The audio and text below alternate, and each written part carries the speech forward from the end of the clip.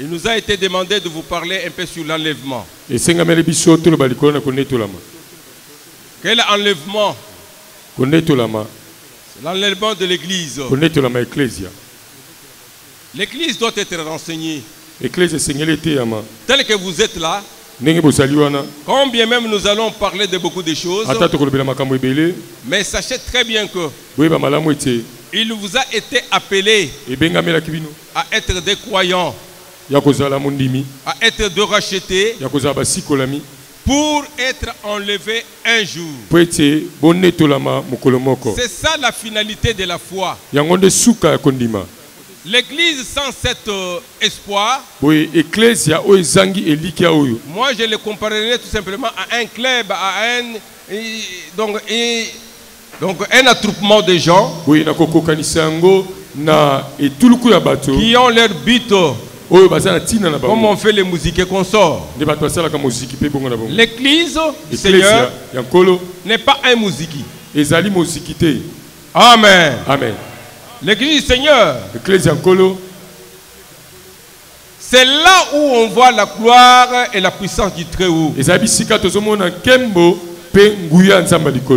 église a une très grande promesse qui lui a été faite. Notre Seigneur, avant de partir, avant de se séparer avec ses disciples dans ses corps, il leur dit: je m'en vais. Là, lisons un peu la Bible parce que nous commençons déjà les enseignements. On nous lit un peu Jean 14, le deuxième verset et le quatrième verset. Mettons-nous debout. Nous lisons au nom du Seigneur Jésus. Il y a plusieurs demeures dans la maison de mon Père. Si cela n'était pas, je vous l'aurais dit. Je vais vous préparer une place. Et lorsque je m'en serai allé et que je vous aurai préparé une place, je reviendrai et je vous prendrai avec moi afin que là où je suis, vous y soyez aussi. Vous savez où je vais et vous en savez le chemin. Amen. Verset qui nous parle de l'enlèvement toujours. 1 Thessaloniciens 4, vous lisez 16 à 17. Car le Seigneur lui-même a un signal donné. À la voix d'un archange et au son de la trompette de Dieu, descendra du ciel et les morts en Christ ressusciteront premièrement. Ensuite, nous les vivants, qui seront restés, nous serons tous ensemble enlevés avec eux sur des nuées, à la rencontre du Seigneur dans les airs. Et ainsi, nous serons toujours avec le Seigneur. Amen. Bien-aimés dans le Seigneur, c'est depuis le mercredi, comme je vous ai dit, on a commencé à parler de ces choses. On va essayer un peu de débrosser un peu pour que nous soyons ensemble. Et aujourd'hui, on va aborder peut-être un sujet que vous connaissez tous.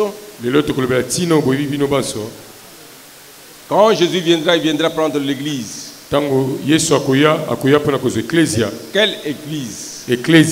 Amen. On doit parler maintenant de l'église. Ça sera au courant de la semaine qu'on va parler de ce sujet. Pour connaître quelle église le Seigneur viendra pour prendre. Parce qu'il y a trop d'églises ou bien il y a trop de confessions. Christ ne viendra pas pour prendre toutes ces confessions-là. Il vient pour ses siens. Il vient pour son épouse. Il vient pour son église que lui-même a rachetée par son sang. Bien-aimé dans le Seigneur, vous savez, cet enseignement de l'enlèvement, tellement que ça dure, ça crée beaucoup de polémiques. Vous savez qu'il y a des gens qui ont déjà enseigné que l'enlèvement aurait déjà eu lieu. Moi, j'étais encore en mouvement où on nous parlait de 2014, de 2000, je ne sais, et de 1914, je ne sais pas. Il y a eu trop d'enseignements dissipés. L'enlèvement aura lieu. Ils ont même donné la date.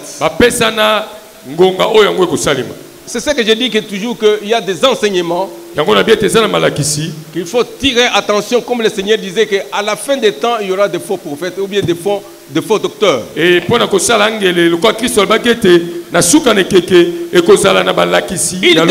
il défendait. Or, la Bible dit très bien que à ce qui concerne le temps de cet avènement, même moi je ne le connais pas. C'est un secret qui est réservé seul à mon Père. Aujourd'hui, ici, il y a des théories qui avancent pour nous donner les temps. On sait qu'il y a des signes. Mais quant à ce qui concerne la précision de la date que le Seigneur va venir, personne ne le saura. Amen. Amen. Parce que lui-même n'a même pas su. Les disciples ont insisté pour savoir quand est-ce que cela viendra. La Bible nous dit très bien qu'il n'a pas donné la date. Ils ont avancé des dates de l'enlèvement. Mais à ma grande surprise, ils sont toujours avec nous sur cette terre. Je me demande si cet enlèvement a eu lieu. Et qui prêchaient hier, qui parlaient de l'enlèvement, ils sont restés pourquoi? Vous voyez qu'il y a trop de polémiques à propos de cela. C'est pourquoi vous devez être renseigné. Vous devez comprendre quand on parle de l'enlèvement, c'est une promesse que le Seigneur lui-même a faite. Il cause avec eux. Dans ce texte que nous venons de lire, il dit très bien que vos cœurs ne se troublent pas. Vos cœurs ne se troublent pas. La seule chose que vous devez faire, croyez en Dieu et croyez encore en moi. Amen. Amen. D'ici peu, vous n'allez pas me voir. Je vais m'en aller. Et quand je vais m'en aller, je ne m'en vais pas pour rien, mais je m'en vais à la préparation d'une place pour venir vous prendre.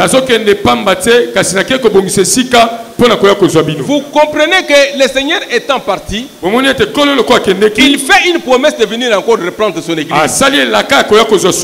Voilà ce qui nous rassure que le Seigneur reviendra pour prendre son église.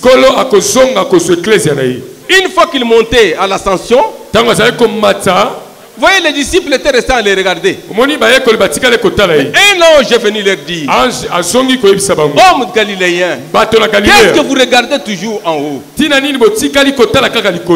C'est Jésus que vous êtes parti, que vous êtes en train de regarder partir. Il reviendra aussi de la même façon. Ce sont des promesses que tous ceux qui croient dans les Écritures saintes doivent faire confiance. Il dit à ses disciples: croyez en Dieu. Quand tu dis croyez en Dieu, c'est-à-dire que ayez confiance en Dieu que je vous parle. Et ayez aussi confiance en moi. Avoir confiance en quelqu'un, c'est avoir confiance dans sa parole. Dans son enseignement. Voyez, nous avons trop de promesses que le Seigneur nous a fait. C'est sa parole. Ayez confiance en ça. Vous êtes malade. Christ guérit. Amen. Amen. Parce que la parole nous dit très bien que c'est dans ces maîtrisures que nous sommes guéris. C'est une très grande promesse. C'est sa parole. Tu es malade. Ayez confiance en cette parole-là. Seigneur guérit. Amen. Amen. Il élève, il fait beaucoup de choses à ses croyants. Ici, il leur donne une grande promesse que nous devons faire comme étant notre base ou bien notre socle de la foi. Quand bien même le contexte de votre croyance, je ne sais pas comment vous avez cru en Christ. Peut-être c'était par la maladie que vous étiez appelé. Christ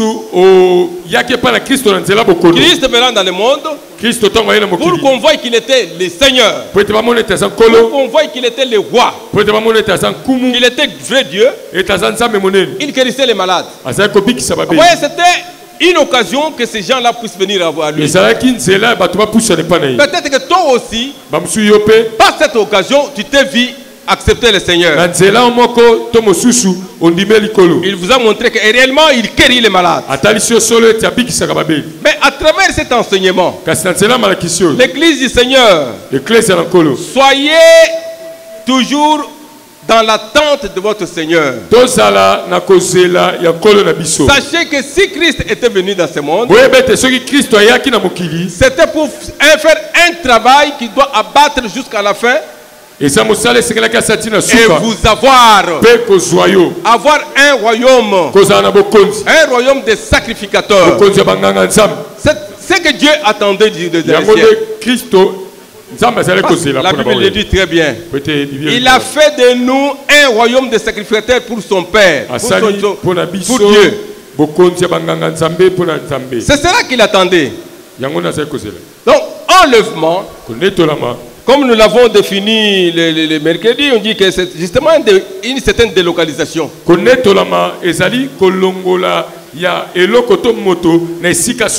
vit à Kinshasa. On te prend au Tia à Malougou. On commence à te chercher ici. Oh, il a été enlevé. On t'a délocalisé. Si nous parlons de l'enlèvement de l'église, c'est-à-dire que l'église sera délocalisée. Délocalisée de là où vous êtes maintenant, pour aller là où on vous a préparé. Amen. Amen. J'aime beaucoup l'apôtre Paul quand il dit que retenez que ici-bas, nous n'avons pas une cité qui est durable. Nous nous attendons une cité à venir qui nous est préparée. C'est ça, le Christ était parti préparer cette cité pour moi et vous. Amen. Amen. C'est pourquoi aujourd'hui, l'Église du Seigneur, Christ reviendra. Le Seigneur Jésus reviendra. Vous voyez qu'avec tout ce temps que nous passons, les gens sont dans la distraction. Bien sûr, le Seigneur Jésus l'a illustré toujours. Par le fait qu'on a vécu, que les gens ont vécu dans l'Ancien Testament. Il dit que mon avènement sera peut-être comme ça a été le jour de Noé. C'était un temps où tout le monde était dans la distraction. Il y en a ceux qui s'est mariés. Danser tous les soirs là. Des fêtes. Tous les jours les gens se marient toujours. Il y en a ceux qui travaillaient. Les gens construisaient. Mais jusqu'à ce que Noé étant été le messager de cette époque-là, il a eu un message pour dire à ces gens que, écoutez, le temps va venir. Ce temps, c'est un temps dur pour notre société actuelle. Qu'est-ce qu'il dit? Il y aura une grande pluie. Cette pluie qui s'abattra aura tué beaucoup de gens. Faites attention et préparez-vous à cela. Voyez, Noé étant avisé, il s'est mis à se préparer. Quelle a été la préparation? Il a eu le plan divin. Dieu lui-même lui a communiqué de quelle façon il devait être épargné au déluge qui devait venir.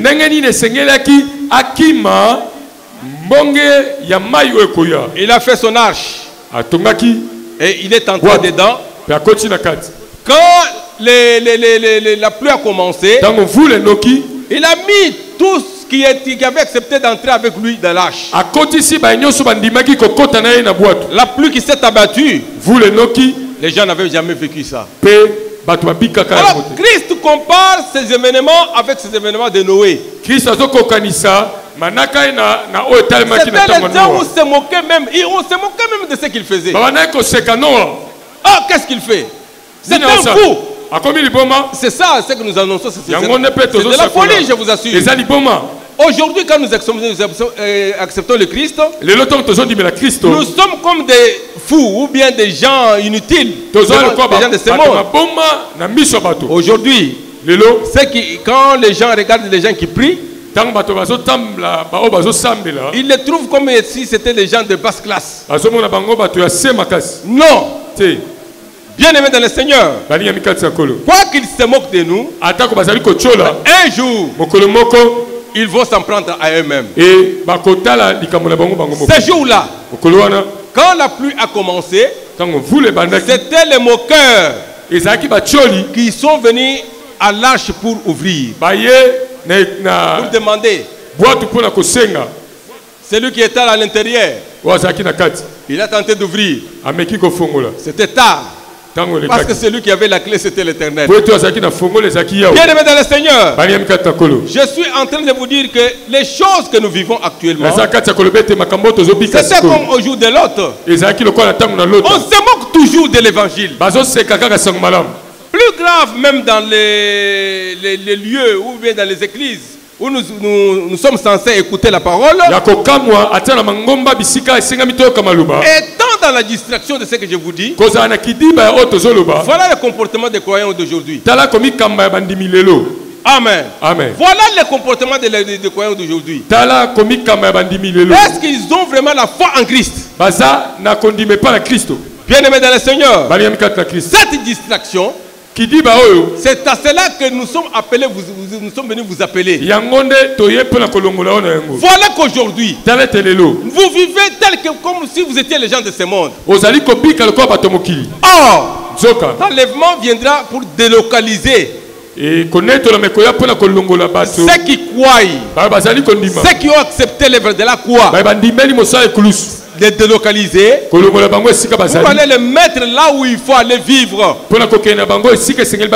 Nous en parlerons parce qu'on va parler du ciel. On aura parlé par exemple de ce qui se fera dans l'enlèvement. Mais avant d'y arriver, écoutez, le premier événement qui va se dérouler dans ce qu'on appelle l'avènement du Christ, c'est l'enlèvement. Amen. Amen. Au moment où le Seigneur va penser maintenant à revenir, le premier événement qui va se faire, c'est ce que je vous parle, l'enlèvement. Bien aimé dans le Seigneur, nous sommes en train de vivre dans la période qu'on dit que le temps de la grâce. La période de l'église. Nous allons encore embrosser pour qu'on parle de l'église pendant tout ce temps ici. Les différents aspects, parce qu'on en avait déjà parlé, mais qu'on en parle pour atteindre ce que nous voulons atteindre. Nous vivons le temps de l'église. Ce temps est donné à l'église pour la préparation. Amen. Amen. C'est pourquoi nous avons compris que quand on parle de l'avènement de Christ, c'est comparé à ce que les Grecs ou bien les Romains ont appelé parousie.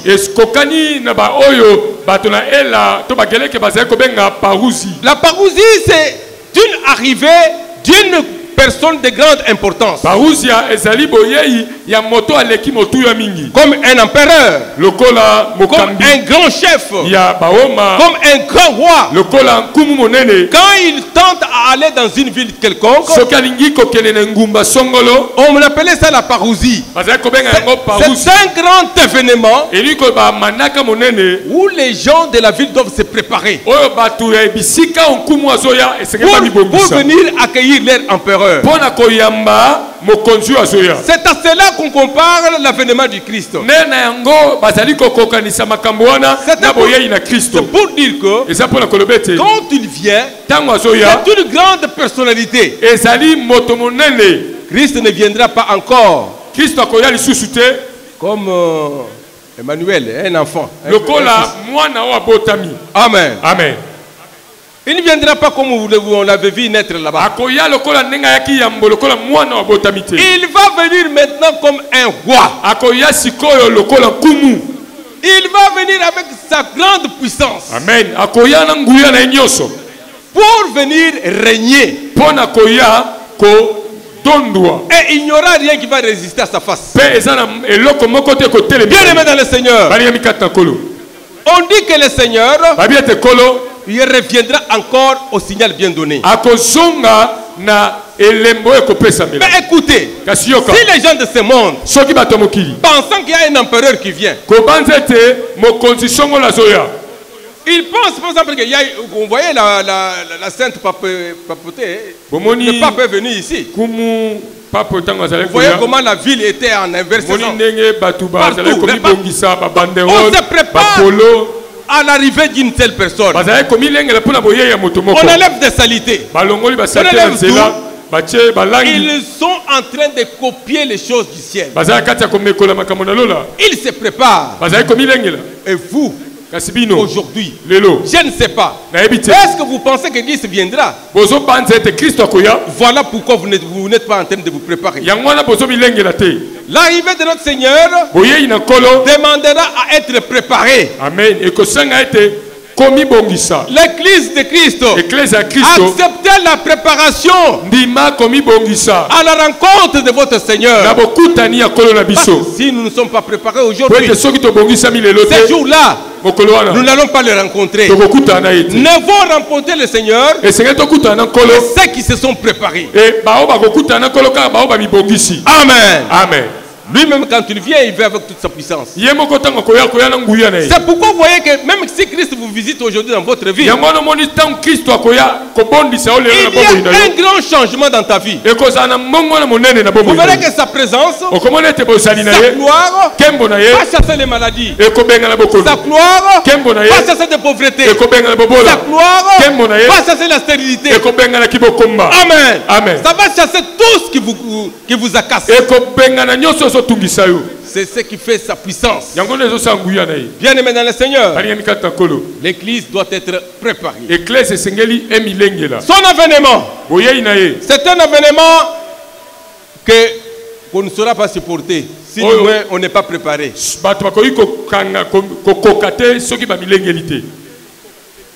L'église sera montée. Pourquoi l'église sera enlevée? Parce que lors de l'avènement de Christ, il y aura des choses que les gens ne peuvent pas supporter. C'est un moment où on va vivre ce qu'on appelle la tribulation. Quand Christ va venir dans son avènement, il vient maintenant comme un juge. Il vient avec des jugements.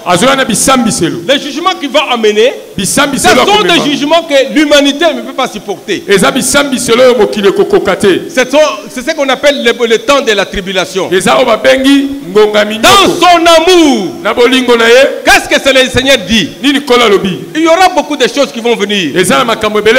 Quand on lui a posé la question de savoir quand est-ce que ces choses vont venir, parce que vous savez que Christ marcha, il se retrouve un jour dans le temple de Jérusalem que Salomon avait construit. Dès qu'il sort là-bas, les disciples lui posent la question. Ou bien lui, comme s'il lui renseignait. Vous savez que ce temple ici, c'est un temple qui a coûté très cher. Vous voyez les choses comme s'il lui renseignait. C'est ainsi qu'il a dit que, écoutez, ce que vous voyez ici, les grands prophètes de tous les temps, il leur donne une grande prophétie. Une grande prophétie.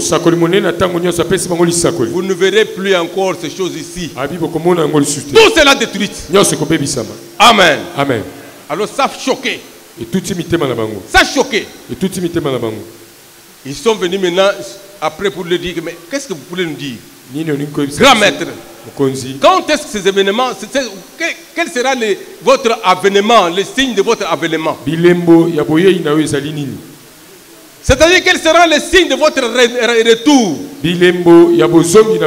C'est ainsi qu'il est dit ceci. À mon retour, bien sûr, il y aura beaucoup de choses. Il a fait remarquer, par exemple, la présence de faux enseignements, des faux prophètes. Il a donné des signes qu'on va vivre à la fin des temps.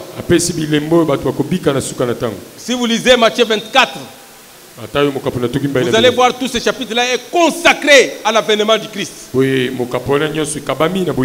sont des choses qui vont venir juste quand l'Église sera enlevée. Mais il relate quelque chose. Il dit qu'il y aura des faux Christ. Il y aura les guerres. Vous allez entendre les nouvelles de la famine. Les tremblements de terre, vous allez toujours entendre.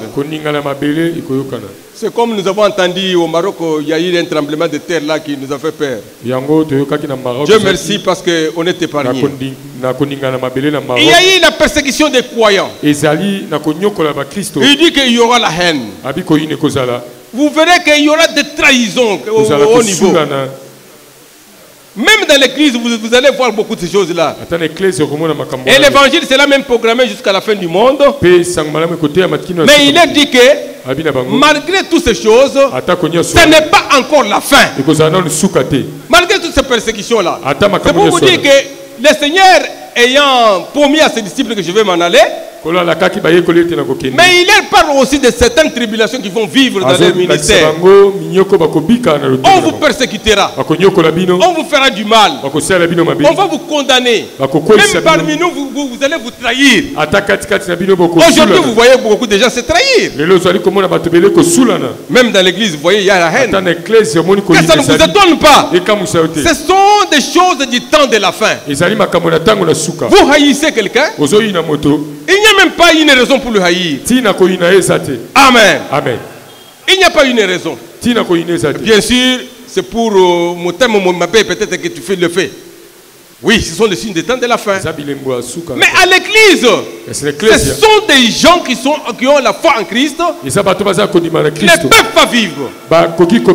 Bien aimé dans le Seigneur, quand je vais vous parler, parce que je vais citer par quelle église le Seigneur va prendre,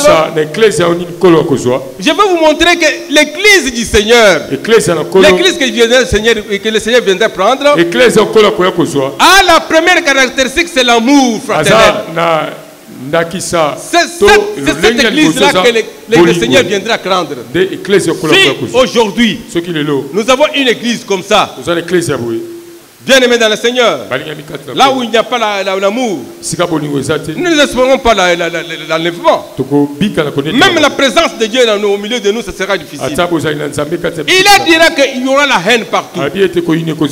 Mais c'est là, ce n'est pas la fin des choses. Amen. Amen. Bien aimé dans le Seigneur, il annonce les grandes choses qui vont venir. Et après, il va commencer à entrer dans la profondeur des grandes souffrances qui s'abattront sur le monde. À ce moment-là, c'est à ce moment-là que le Seigneur reviendra encore. Et il va venir pourquoi? C'est parce qu'il vous aime. Il ne veut pas vous voir dans la tribulation atroce, dans cette douleur atroce que les gens vont vivre. Épargner l'église à la tribulation, c'est ça la promesse de l'enlèvement. Bien aimé dans le Seigneur, le Seigneur Jésus ne voudrait pas que son épouse, que nous sommes, qu'il puisse passer dans la tribulation, les temps difficiles. Quand bien même il y aura aussi des élus qui vont vivre à cette époque, mais il fera en sorte que quand les moments deviennent difficiles au point qu'ils allaient succomber, il va arrêter la douleur pour que les gens là ne puissent pas nier leur foi. Parce que le temps de la tribulation, c'est un moment où les gens qui croient encore en Christ, qu'on a appelé les merguedis les vierges folles, parce qu'ils vont rester. Ils vont rester vivre encore sur cette terre à l'enlèvement de l'église. Ce sont des gens qui éteignent éteignent la puissance du Saint-Esprit en eux. Vous étiez appelés tellement que vous ne voulez pas obéir au Saint-Esprit. Le temps de l'enlèvement, vous serez tout dans la distraction. Amen. Amen. Voilà pourquoi nous devons faire en sorte qu'on n'éteigne pas l'esprit qui est en nous. Parce que les 10 vierges, il y avait ceux qui avaient de l'huile. Et ceux qui en avaient, mais ils ne savaient même pas protéger cette huile. Ils se sont retrouvés au moment opportun, sans l'esprit, sans le feu du Saint-Esprit. Ils sont restés et les 5 sont partis dans la fête de noces pour aller se réjouir avec leur Seigneur. Amen, amen. Qu'est-ce que je vais vous dire? La préparation de l'église, c'est très important. Nous devons être préparés à l'attente de Christ. Alors, le Seigneur leur dit que ce sont des moments difficiles. Les choses seront difficiles à tel point que si vous restez à cette époque-là, il vous sera difficile de tenir. Alors le Seigneur, quand tu reviens, c'est pour épargner son église à la tribulation. Même si aujourd'hui vous avez des tribulations dans la vie, vous pouvez avoir des tribulations, des troubles. Les tribulations sont des troubles. Ça peut être des troubles financiers. Ça peut être des troubles de la santé. Ça peut être des troubles de tes affaires. Appelle le Christ. Il va mettre fin à la tribulation. Amen. Il va mettre fin à la tribulation. Parce qu'il n'aime jamais voir son église dans la tribulation. Il épargne son église de la tribulation. Comme il pense l'épargner à la fin de l'époque, même maintenant il vous a toujours épargné. Ce ne sont pas la tribulation qui vont nous séparer de l'amour de Christ. Amen. Amen. À la fin de cette époque, il viendra bien sûr l'époque de l'église. Il vient pour prendre son église, pour l'épargner de la tribulation, nous avons dit. Bien-aimés dans le Seigneur, ainsi, on dit que nous serons toujours dans les airs avec lui. Aujourd'hui, je vous ai dit que il faudrait qu'on sache quelle église le Seigneur viendra prendre. Dans tous les commentaires ici, vous avez compris que c'est une église préparée. D'après la définition, nous connaissons que l'église, c'est tous ceux qui sont sortis du milieu d'eux. Qui sont sortis hors d'eux. Vous voyez, d'après les titres étymologiques de ce mot ecclésia, ce sont des gens qui étaient appelés hors des camps pour aller étudier et écouter les messages de leur chef.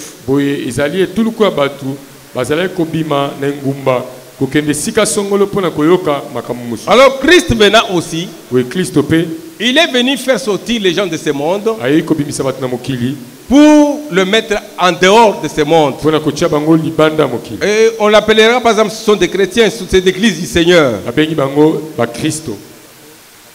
Le Seigneur revenant encore, il vient chercher cette église qui est hors du monde. Voyez que même Moïse dans le désert, on a appelé cette troupe de gens-là d'Israël qui marchaient avec l'église du désert. Ainsi, nous pouvons dire quelque chose que l'église en soi, c'est une communauté de croyants de la nouvelle alliance unie. Unis par la foi en Christ et par le message de la régénération par le Saint-Esprit. Vous comprenez quelle église le Seigneur viendra prendre? C'est l'église qui a la foi en Christ. C'est l'église qui accepte la régénération, qui est dans le message qui est à la croix du Golgotha, Pourquoi nous disons ceci, nous mettons les points sur les i? Je vous ai dit qu'il y a beaucoup de confessions. Est-ce que ces gens-là acceptent que Christ est leur Seigneur? Moi, je me demande si les musulmans attendent aussi un jour qu'il y aura un avènement du Christ. Je ne sais pas. Comme je n'ai pas encore décortiqué les renseignements. Parce qu'ils le considèrent comme étant aussi un prophète, je ne sais pas. Tant que nous savons très bien que il est le seul qui avait le pouvoir de donner au monde le pouvoir de devenir les enfants de Dieu. Dans Jean 1, 12,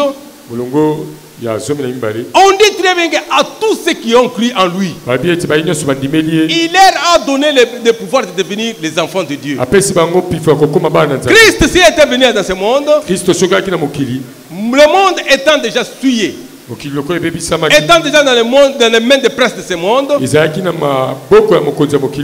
venu chercher un royaume de sacrificateurs. Le message qu'il a amené, il a amené le message du royaume de cieux. Ceux qui acceptaient ce message, ils se faisaient aussi candidats du royaume.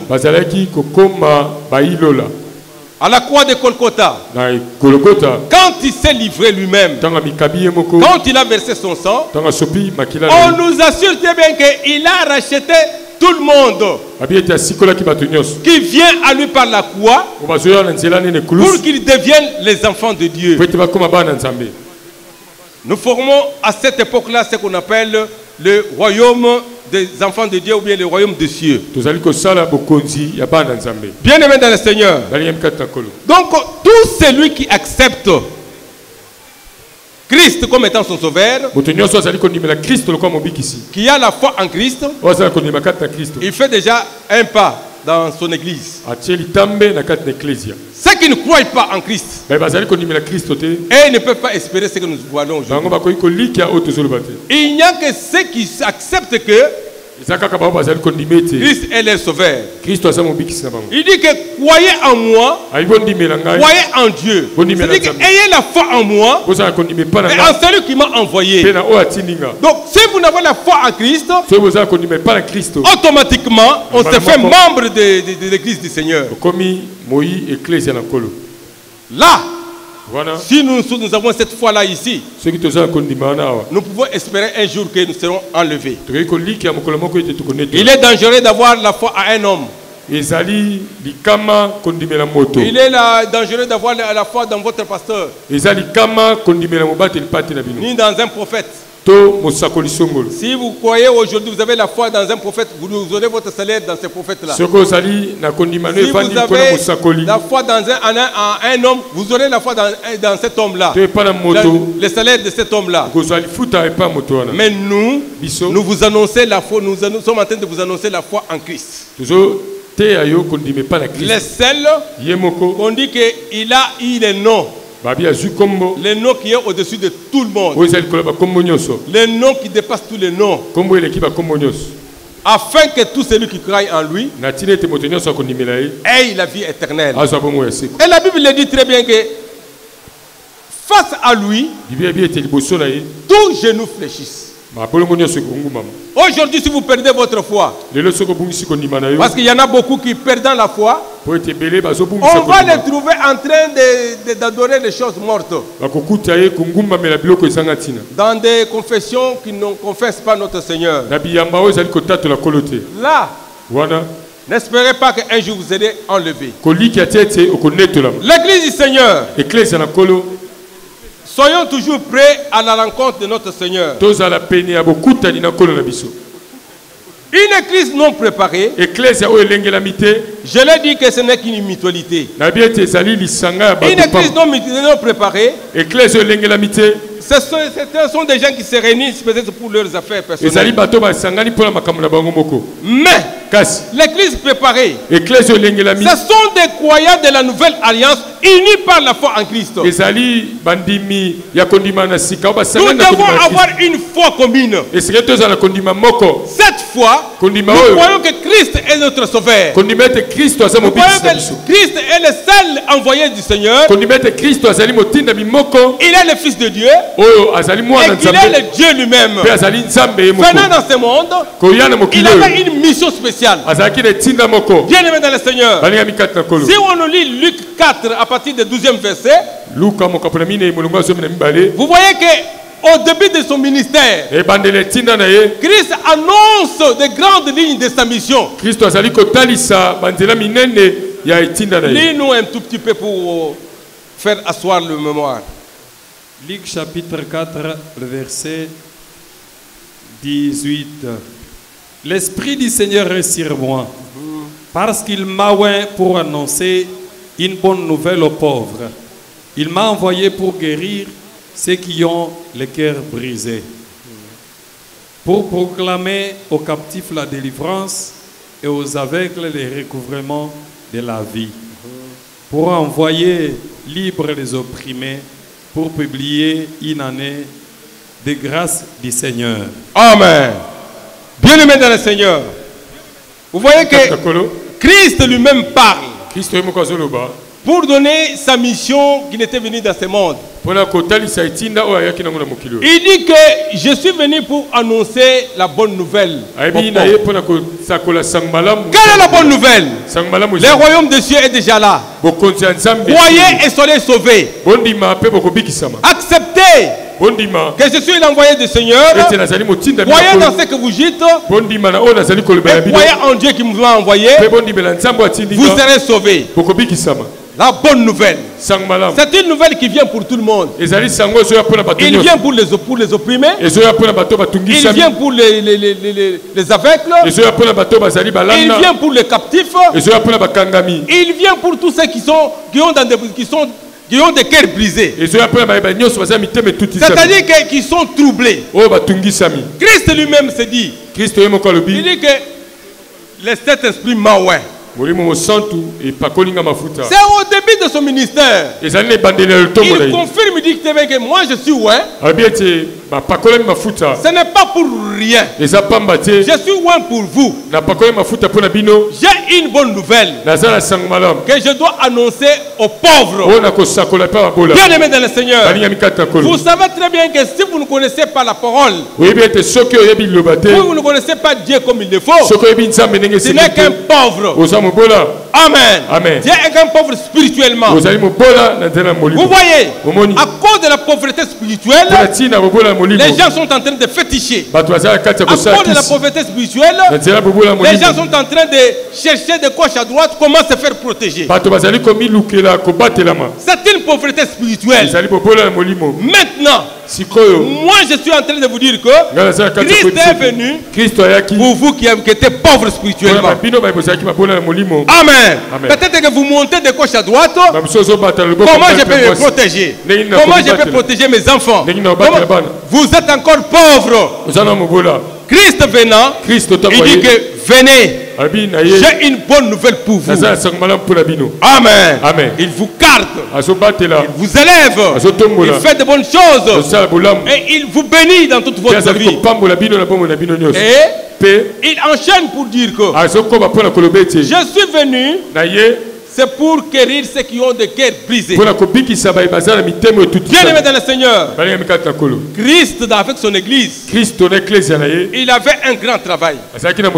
Nous venons, chacun venant de gauche à droite. On a entendu les messages. Nous sommes réunis ici. Mais chacun de nous, ce qui est dans son cœur, on ne connaît pas. Moi, je ne connais pas votre problème. Peut-être tu peux m'en parler pour que nous puissions nous associer dans la prière. Mais celui qui connaît, tu sais ce qui est dans ton cœur. C'est seul Dieu qui connaît le cœur des hommes. Il dit que tous les cœurs brisés, peut-être que vous avez été brisés, troublés dans votre cœur. Il dit que je suis venu pour guérir ceux qui ont des cœurs brisés. La seule guérison que nous pouvons avoir, c'est accepter de passer par la croix. Amen. Parce qu'à la croix, tout a été déjà accompli. Que le Théo vous bénisse encore. Donc les cœurs brisés, vous êtes là, vous ne savez pas être consolé. Abandonné par la famille, abandonné par l'homme, abandonné par la femme, négligé par la société. Tous les jours vous êtes affligés. Christ venant dans ce monde, sa mission c'est pour te guérir. Amen. Donc vous comprenez que lui, quand il est venu, son but c'était pour avoir quand même une église qui doit avoir la paix. Et cela c'est pour toujours. L'enlèvement quand ça se fera, c'est pour que nous soyons épargnés de toutes ces choses-là. Amen. Il dit que même les captifs, vous vous sentez un captif, soit d'une maladie ou d'une situation. Les captifs sont libérés par ce Seigneur lui-même. Ce n'est pas un homme qui peut te donner la liberté. Parce que vous êtes captif de démons. Mais il n'y a que Christ qui libère, qui délivre les captifs. La vraie délivrance n'est qu'au nom de notre Seigneur Jésus-Christ. En dehors de lui, tu peux être captif de n'importe quoi que ce soit. Tu peux monter de gauche à droite. Je ne sais même pas ce que tu peux faire. Il n'y a qu'une seule place où tu peux être délivré. Amen. Aux aveugles, ils ont la vision. Aux opprimés, ils sont libérés. Bien-aimés dans le Seigneur. Et il termine pour dire que je suis venu pour programmer l'année de la grâce. L'année de la grâce, c'est cette année que nous sommes en train de vivre. C'est le temps de l'église. Si vous ne voulez pas profiter de cette grâce, c'est-à-dire que vous faites de cette grâce vous êtes en train de piétiner aux pieds. Bien-aimés dans le Seigneur, les jours où il rapatriera encore, que nous avons appelé son avènement, il y aura un enlèvement. Tu ne vas pas aller. Amen. Je sais que ce sont des choses que peut-être on ne veut pas entendre, mais c'est ça la réalité de notre vie chrétienne. Parce que demain, nous allons quitter ce monde. Toutes ces choses vont s'arrêter. Les gens se battaient, se mariaient tous les jours. Mais à un certain moment, il y a eu une fin. Battez-vous. Je ne refuse pas. Travaillez. Faites tout. Mais quelque part, pensez que vous n'êtes pas de ce monde ici. Mais comme l'année que quand vous vivez, vous vivez dans la distraction. Amen. Vous vivez dans la distraction. Et plus grave, vous êtes confondus dans le monde. Amen. C'est pourquoi on a dit la deuxième chose, qu'ils sont en foi. Les gens qui sont appelés hors du monde, c'est que nous avons appelé les communautés de tous les croyants de Nouvelle Alliance. Ils doivent connaître ce qu'on appelle la régénération, la nouvelle naissance. Bien aimé dans le Seigneur, écoutez, pour être différent des gens de ce monde, l'église du Seigneur doit être née de nouveau. Il faut accepter la nouvelle naissance. C'est ce qu'on appelle la régénération. Si vous n'êtes pas né de nouveau, vous ne pouvez pas être enlevé. Vous ne serez pas parmi l'église qui va être parmi les gens qui seront enlevés. Amen. La régénération, c'est être différent des gens de ce monde ici. Dans notre comportement, vous devez faire la distinction entre vous qui êtes rachetés et les gens que nous vivons. Le Seigneur venant, Il va nous délocaliser. C'est-à-dire que nous n'avons pas quitté le monde. Nous vivons encore dans ce monde ici. Christ prie. Le Seigneur prie pour ses disciples. Oh, protège-les. Dans sa prière sacerdoce. Il dit qu'il faut les protéger. Mais une chose, ils sont encore dans ce monde. Protège-les dans ce monde ici. Ne demande pas de les enlever dans ce monde maintenant. Protège-le pour qu'ils ne soient pas confondus des gens de ce monde. Quelle sorte de croyants que nous sommes? Si nous n'avons pas de différence avec les gens de ce monde, quelle sorte de croyants que nous sommes? Si nous ne sommes pas hors de ce monde, on parle comme les gens de ce monde, on agit comme les gens de ce monde, on mange comme eux, on boit comme eux. Quelle différence faites-nous entre les gens de ce monde? Amen. Aujourd'hui, on parvient même à chanter. On chante, j'attends des artistes là, Ngoïmousso qui chantent. L'église dans ce monde, dans le monde, le monde dans l'église. Amen. C'est quelle église? Or que ce sont des gens, une communauté de gens qui se sont écartés. Ils ont dit que nous avons cru en Christ. Votre foi en Christ doit être réelle. C'est-à-dire acceptez-le comme étant votre maître de votre vie. Il peut commander ta vie de A à Z. Amen. Il faut parler comme l'apôtre Paul le disait. Si moi je vis à présent, ce n'est pas moi qui vis, c'est Christ qui a la commande de ma vie. Arrivons à ce niveau-là, Église du Seigneur. Amen. Combien même on se battra de tout ce qu'il faut se battre. D'ailleurs, vous savez que votre pasteur c'est un grand combattant de la vie. Hein? Amen. Tous les jours, il est au-dessus des tôles. Il est au-dessus des murs. Il se bat. Parce que c'est un devoir. Si vous êtes des fainéants, je viens encore vous dire que travaillez. Battez-vous pour votre vie. Amen. Ne dormez pas tous les jours à la maison, vous dormez. Et après vous venez prier. Hey Dieu, donne-moi à manger. Vous êtes en train de vous tromper. Mon père travaille et moi aussi je travaille tous les jours. Travaillez, battez-vous. Amen. Et si vous le faites, vous verrez la main de Dieu agir. Parce que Dieu ne va pas tomber l'argent sur votre lit. Détrompez-vous. Il n'y a que la manne qui était tombée dans le désert. Amen. Pourquoi? Parce qu'il n'avait pas le temps de cultiver. Il n'avait pas le temps de se mettre. C'était des pèlerins. Mais nous sommes chez nous. Hein? Amen. Nous sommes des pères et des mères. Des pères et des mères. Donc vous êtes libres de faire ce que travaillez. Donne à Dieu la place qu'il fasse de bonnes choses dans votre vie. Le fainéantisme, c'est du diable. Moi je vous l'ai dit, le fainéantisme c'est du diable. Vous dormez, et après vous venez pleurer la faim. Amen. Vous êtes un sorcier. Que Dieu vous bénisse encore.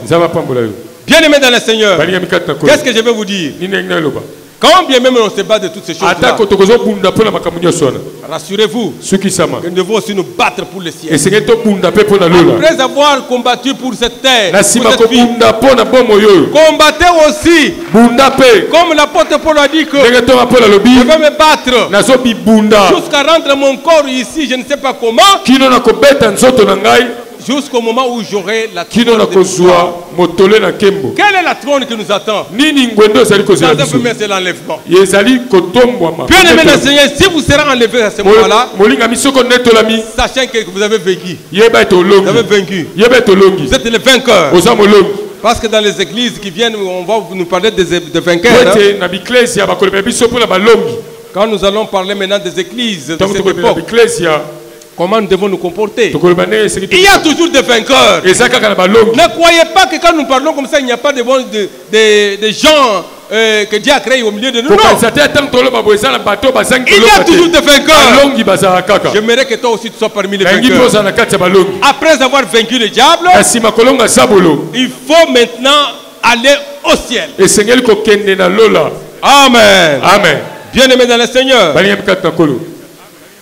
le Seigneur nous attend et nous aime bien. Soyons délocalisés de ce monde. C'est ce que je voulais vous dire.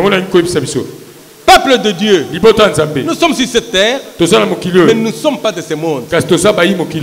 Battons-nous comme les gens de ce monde. Travaillons.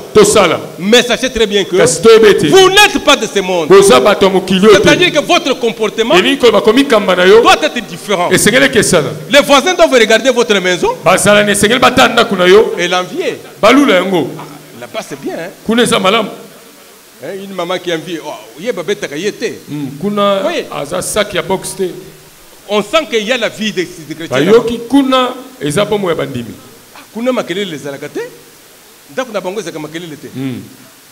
Et vous verrez les gens venir pour connaître comment vous vivez.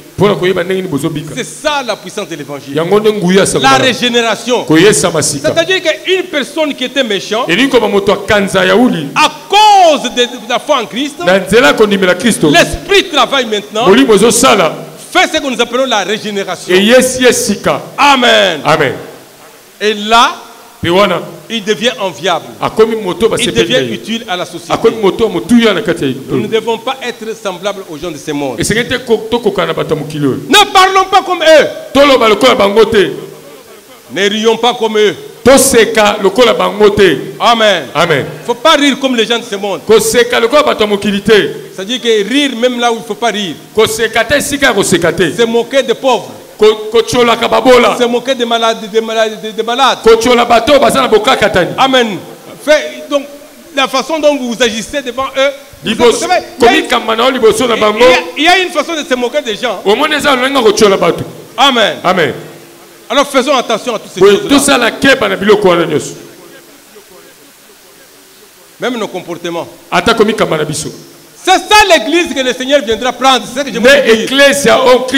C'est une église préparée. Préparée dans sa parole. Lavé dans le sang. Et lavé aussi dans la parole du Seigneur. C'est-à-dire que tout ce qui est de ce monde, on ne trouve pas dans l'église. On peut aller même très loin même dans l'habillement. Nous ne devons pas être comme les gens de ce monde. Nous n'allons pas nous habiller comme eux. Nous ne devons pas être distingués, chers frères et sœurs. Amen. Amen. Ne soyez pas comme eux. Vous savez, tout habillement a un esprit. A un esprit derrière. Si tu commences à t'habiller n'importe comment, parce que tu as vu une personne, telle personne a porté, mais il y a un esprit de ce monde. Vous commencez à copier. Peut-être que vous êtes un innocent. Vous portez parce que c'est un habit. Mais il y a un esprit. Attention. Que Dieu vous bénisse. C'est pourquoi vous voyez l'apôtre Paul parler de la décence. La décence c'est un habillement. Il n'amène pas à des tentations. Amen. Amen. Ce n'est pas aujourd'hui. C'est une histoire qui ont daté de trop longtemps. Faites attention. Vous n'êtes pas de ce monde. Vous êtes appelés à être des gens du ciel. J'ai beaucoup aimé l'apôtre Pierre quand il parle quelque part. Si on nous lit par exemple Tanglebiso, Philippiens 2, 15, 16. Afin que vous soyez irréprochables et pire, des enfants de Dieu irrépréhensibles au milieu d'une génération perverse et corrompue, parmi laquelle vous brillez comme des flambeaux dans les mondes, portant la parole de vie, et je pourrai me glorifier au jour de Christ de n'avoir pas couru en vain ni travaillé aussi en vain. Ça c'est l'apôtre Paul qui parle aux Philippiens. Il parle à une église qu'il avait préparée. Ne soyez pas irréprochable, vous devez être irréprochable. Amen. Amen. Ne soyez pas corrompus. Il est dit que la parole que vous avez eue, c'est la parole de vie. Bien aimé dans le Seigneur, vous devez être comme des flambeaux. D'ailleurs, dans les sermons du notre Seigneur sur l'église, parce que les sermons sur la montagne, c'est ça même la base des enseignements de l'église. Amen. Amen. Si vous lisez bien les sermons sur la montagne, vous voyez que le Seigneur dit que vous êtes le sel de ce monde. C'est l'église. Vous êtes la lumière de ce monde. Amen. Amen. Nous devons être la lumière de ce monde. C'est ça qui fait la différence entre l'église du Seigneur et toutes les autres églises. Amen. Amen. Les églises qui se disent des seigneurs, mais ils n'ont pas la lumière au milieu d'eux. Il dit que vous devez être comme des flambeaux. Amen. Amen. Les gens qui éclairent les autres. Vous devez être la lumière de ce monde-là. Vous devez être le sel de ce monde. Le sel, son rôle, c'est d'empêcher la putréfaction. Amen. Amen. C'est-à-dire que là où est l'enfant de Dieu, le mal n'a pas le temps de croître. Si vous voyez l'endroit où vous êtes, le mal croît. Autour de toi, il y a toujours la médisance. Autour de toi, il y a toujours la querelle. Autour de toi, il y a toujours ma tongue na baninga na yo. Sache que tu n'es pas le sel de ce monde. Amen. Amen. Moi j'aurais préféré ceci. Comme l'apôtre Paul le dit, j'aimerais être fier. C'est tout là devant mon Seigneur. Pour vous présenter.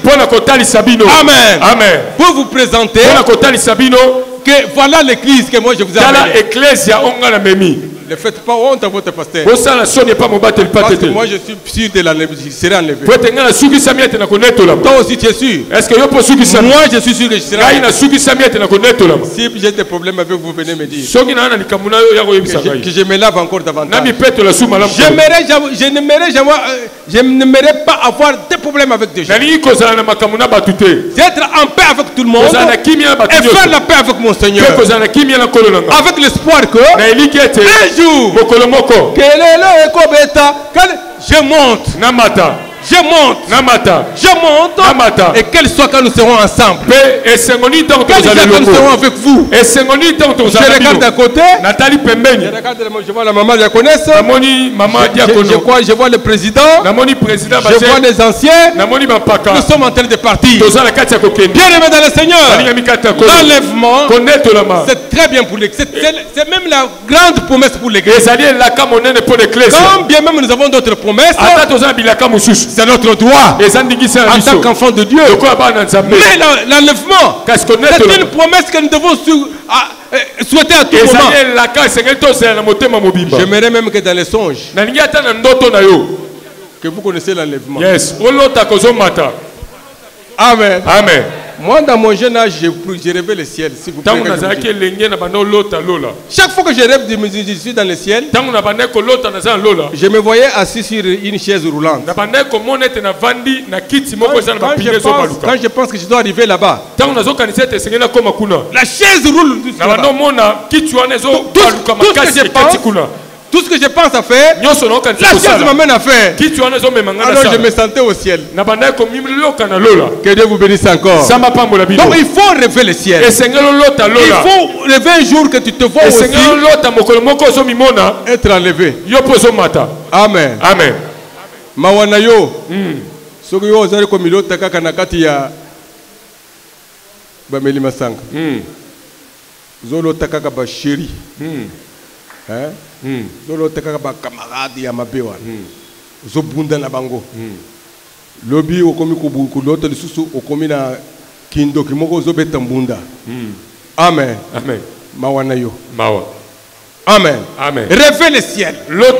C'est à cela que nous sommes appelés. Amen. Bien aimé dans le Seigneur.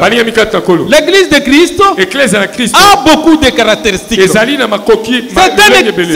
une église. Cette communauté de croyants de nouvelle alliance, unis par la foi en Christ, est caractérisée par la régénération, la nouvelle naissance. Et en eux, on trouve ce qu'on appelle l'amour fraternel. Là, c'est Jésus qui parle à ses disciples. Vous êtes restés pour que les autres ici sachent que vous êtes mon église. On doit voir l'amour primaire au milieu de vous. Aimez-vous les uns des autres afin que les autres sachent que vous êtes des disciples. Mais qu'est-ce qui vous brise? Je ne sais pas pourquoi vous vous haïssez. Vous êtes dans une même communauté des enfants de Dieu. Une église qui attend l'enlèvement. Vous vous haïssez. Vous n'avez pas droit. Qu'est-ce qui est difficile d'aller dire à ton frère que pardon, ce que tu m'avais fait là,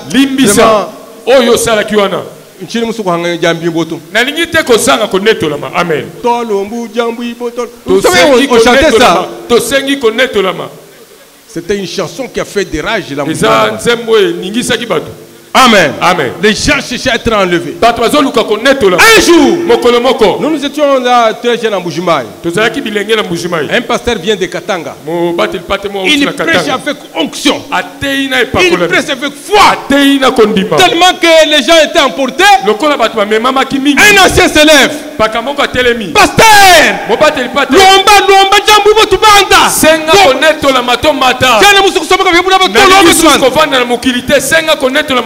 vous voyez, c'est ça. Il faut arriver à un certain moment où vous sentez que la terre n'est rien pour moi. Au lieu d'avoir les soucis de ce monde, au lieu d'avoir les soucis de quoi je vais manger, qu'est-ce que le Seigneur dit? Vos soucis là, les païens le font encore. Votre Père qui est au ciel, il connaît que vous en avez vu. Mais vous, passez au royaume.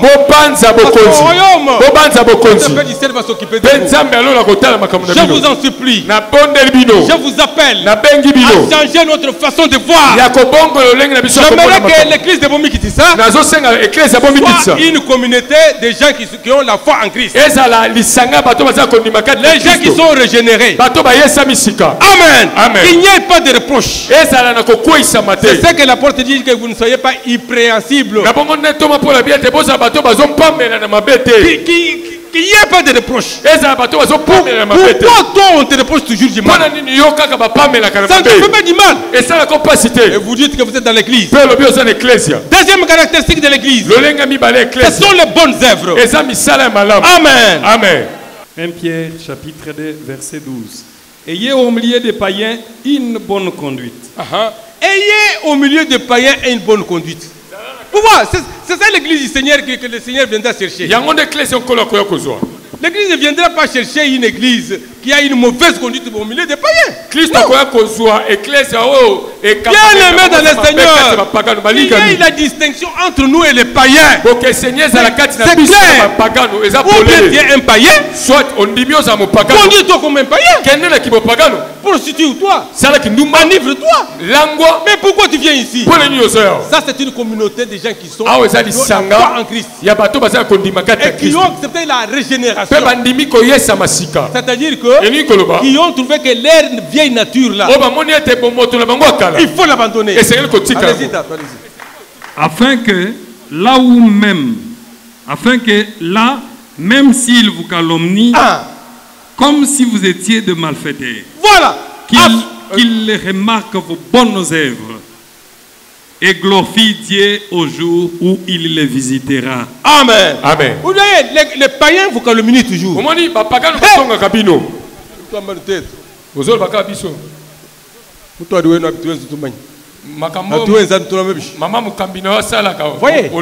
on vous calomnie. Pourquoi cette calomnie là? C'est parce que tu ne changes pas. Amen. Amen. Mais l'apôtre Pierre dit que distinguez-vous parmi les païens afin que vos œuvres les amènent aussi à la conversion. Et qu'ils puissent glorifier le Seigneur les jours où le Seigneur les visitera. Il va dire, ah, réellement, c'est que Dieu était bon. C'est que je voyais ces gens-là faire. Vraiment, c'était une réalité. Peut-être qu'ils se moquaient de vous.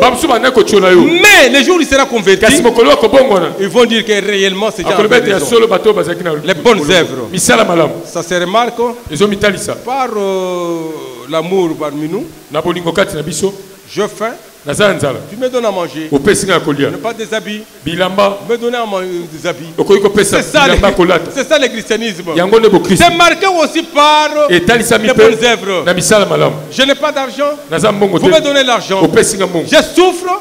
Vous m'assistez. Je suis éprouvé. Vous venez. Vous voyez le christianisme. C'est plein de bonnes œuvres. Amen. Amen. Donc, quand vous êtes dans l'église du Seigneur, marquez aussi. Tu as tout à fait même une machine de transport. Transport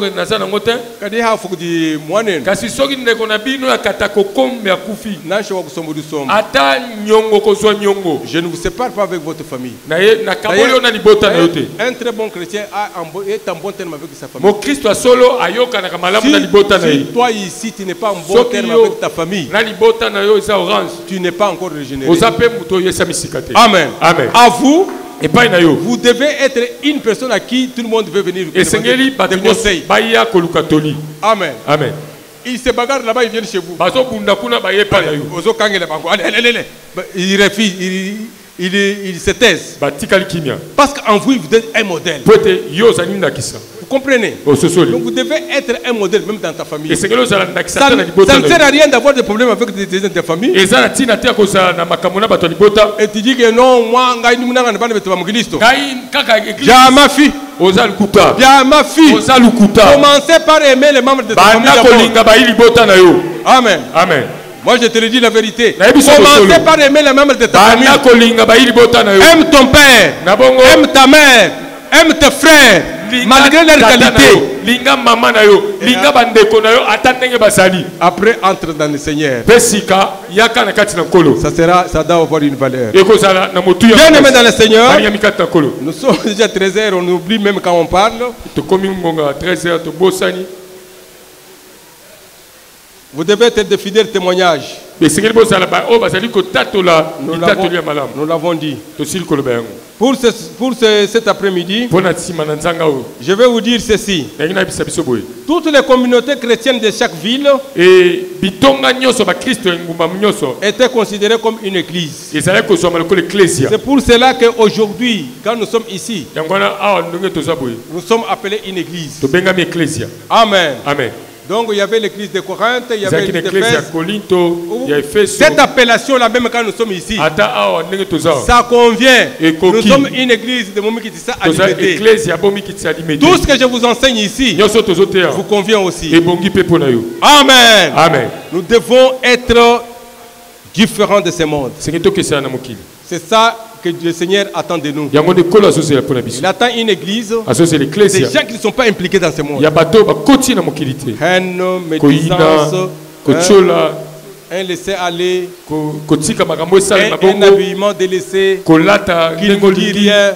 Donc tout, même une coiffure là terrible. Non. Je ne sais pas si c'est bon, ou bien je ne sais pas si c'est bon. Toi, un homme, qu'est-ce que tu peux nous apprendre? Vous ne voyez pas que ça fait du mal? Amen. Amen. Ça n'honore pas. Amen. Amen. Jacques Vernon. Jacques Vernon a Rolanda Yombang. Ça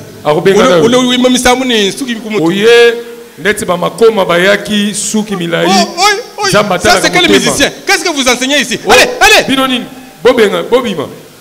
Le monde dans l'église, l'église dans le monde. Non! Soyez le modèle. Un bon habillement. S'il faut porter même des soutanes, vous sentez avec. Voilà! Soit un bon costume. Vous chantez. Pas vous venez avec un habillement délaissé. Oh, je suis musicien. Ça, c'est le monde dans l'église. Amen. Amen. Nous n'avons pas besoin de ça. Le Seigneur n'a pas besoin de ça. Amen. Amen. Pour ce matin, que l'Éternel vous bénisse. L'église attend de vous une église qui a des caractéristiques que je vous ai dit, l'amour, les bonnes œuvres et des fidèles témoignages. Un bon témoignage dans le monde. Que Dieu vous bénisse.